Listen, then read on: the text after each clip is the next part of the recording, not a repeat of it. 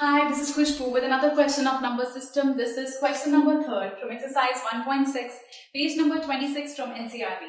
It says simplify these numbers. अगर आपको जैसे हमें given है first part में 2 to the power 2 by 3 dot means into 2 to the power 1 by 5. आप यहाँ पे देखो कि बेसिस आपके सेम है पर ये जो पावर्स हैं जो एक्सपोनेंट्स हैं वो डिफरेंट है. सो हमारे पास एक हमारे पास रूल होता है a to the power m into a to the power n is equal to a to the power m plus n. ये प्रॉपर्टी है. दिस सेज अगर आपकी बेसिस सेम है और पावर्स डिफरेंट हैं तो आप पावर्स को ऐड कर देते हैं पर बेस वही रहता है. तो सेम बेसिस सेम है, पावर्स डिफरेंट है तो बेस वही रहेगा और पावर्स आप ऐड कर देंगे. ये m है और ये n है. So 2 by 3 plus 1 by 5. So ये आपके पास आ गया 2. एलसीएम लिया हमने तो दिस इज 15.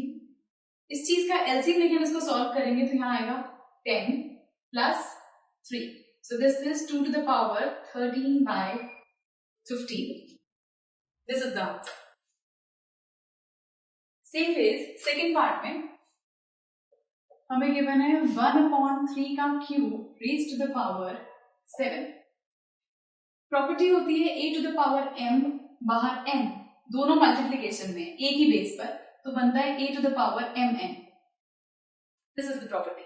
सो यहाँ पर a जो है दैट इज 3 तो ये बना 1/3 ये इससे मल्टीप्लाई हो जाएगा. This is 21. So this is the answer 3 raised to the power 21.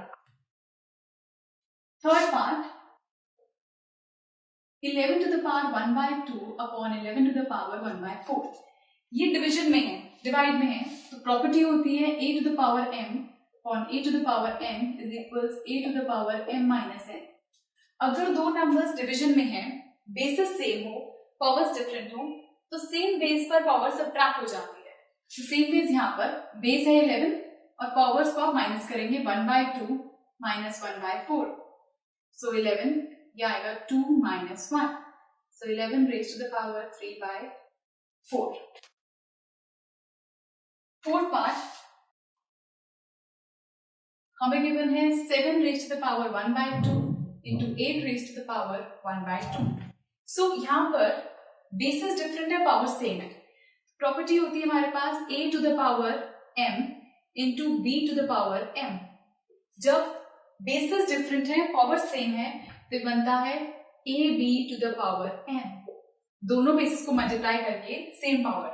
Same base यहाँ पर 7 into 8 दोनों बेसिस को मल्टीप्लाई करके single power which is 56 raised to the power 1 by 2. सो आपको ये चार प्रॉपर्टीज ध्यान रखने हैं, इनके बेसिस पर आप ये सिंप्लीफाई के क्वेश्चंस कर सकते हैं. So this was third question from exercise 1.6 and do watch the next video for some more questions. Good bye.